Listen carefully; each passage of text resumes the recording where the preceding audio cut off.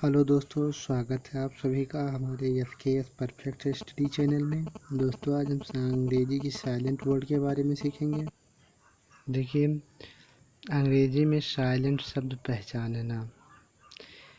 M के बाद B silent रहता है। यदि किसी भी शब्द में कहीं पर भी एम के बाद अगर बी आता है दोस्तों, तो वो बी साइलेंट रहता है। जैसे इसमें देखिए, थम थम में एम के बाद बी आया तो ये बी को नहीं पढ़ा गया, ये बी साइलेंट है।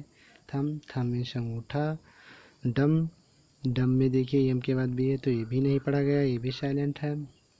डम में गूंगा होता है। फिर बॉम में देखिए, ये भी बी साइलेंट है, इसको नहीं पढ़ा गया है। इससे देखते हैं अगला, टी से पहले, इसमें आ गया है पहले, बी साइलेंट। यदि कहीं पर भी टी से पहले बी है तो वो बी साइलेंट रहता है। देखिए, डाउट डाउट में ये टी से पहले बी आ गया है तो इस बी को नहीं पढ़ा गया, डायरेक्ट डाउट। डाउट में शक, ये बी साइलेंट है। इसी तरह डैट में भी टी से पहले बी आ गया है तो ये बी साइलेंट है। डैट लिखा गया है किसी भी वर्ड में, ये ध्यान रखना, टी से पहले बी अगर आया तो ये बी साइलेंट रहेगा। देखते हैं अगला, एस के बाद सी साइलेंट रहता है।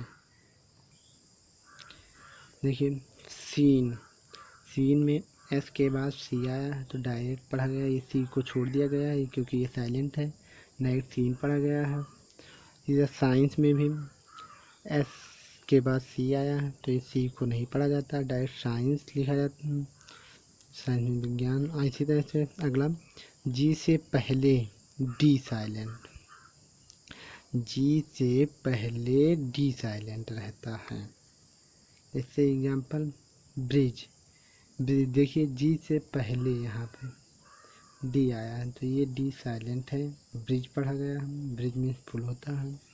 इसमें भी बजट, ये डी साइलेंट है। फ्रिज में भी ऐसे जी से पहले डी आया है तो ये डी साइलेंट है। देखिए, फ्रिज पढ़ा गया है। फिर अगला देखते हैं, एन से पहले जी साइलेंट, एन से पहले जी साइलेंट रहता है। जैसे डिजाइन, देखिए डिजाइन में एन से पहले जी आया है तो ये जी साइलेंट है। इस तरह से रैन में भी जी से पहले, या ये भी कह सकते हैं आप, जी के बाद अगर यन आए तो जैसा आपको सहज पड़े, या तो जी साइलेंट या एन के बाद।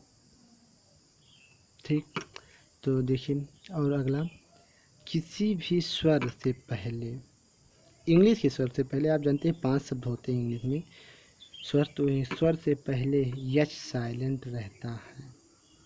फॉर एग्जांपल देख लेते हैं।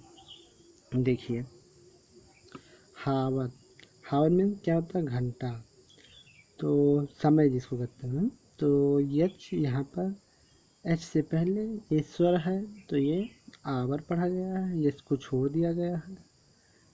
देखिए यहाँ पर हमने घंटा है, एच आ गया है, इससे पहले ई स्वर है ये, इसीलिए ये भी साइलेंट है, एयर पढ़ा गया है। और अगला देखते हैं, कुछ वर्ल्ड में, हाँ इसको भी ध्यान में रखना जरूरी, कुछ वर्ल्ड में ये रूल नहीं काम आते। कौन सा, ये यच वाला, स्वर से पहले यच वाला, ये रूल नहीं काम आते। बस कुछ गिने चुने वर्ल्ड में, जैसे गिने चुने, बहुत ज़्यादा नहीं, और अधिकतर यही रूल काम आते हैं, स्वर से पहले यच आए। कुछ ऐसे वर्ड हैं जिसमें ये रूल नहीं फॉलो होते, यच वाला, स्वर से पहले वाला। देखते हैं अगला, किसी शब्द या वर्ड कह लीजिए इंग्लिश में के लास्ट में अगर जी एच या जी एच टी हो, लास्ट में किसी शब्द के, वर्ड के लास्ट में जी एच या जी एच टी हो तो जी एच साइलेंट रहता है। देखिए, जैसे अक्सर आप ये सब पढ़ते होंगे, eight, E I G H T, eight, last में जी एच टी है तो ये जी एच टी है तो ये जी एच को साइलेंट है, इसको नहीं पढ़ा गया, डायरेक्ट एट पढ़ा गया है। Eight means 8। High, high means ऊंचा, डायरेक्ट हाई पड़ा गया क्योंकि लास्ट में जी एच है, तो जी एच साइलेंट है। देखिए इसमें 8 में भी जी एच टी लास्ट में है, तो ये जी एच साइलेंट है। देखिए तो इसमें अगला है किसी शब्द या फिर वर्ड कह लीजिए, किसी शब्द में एन से पहले के साइलेंट रहता है, एन से पहले के साइलेंट रहता है।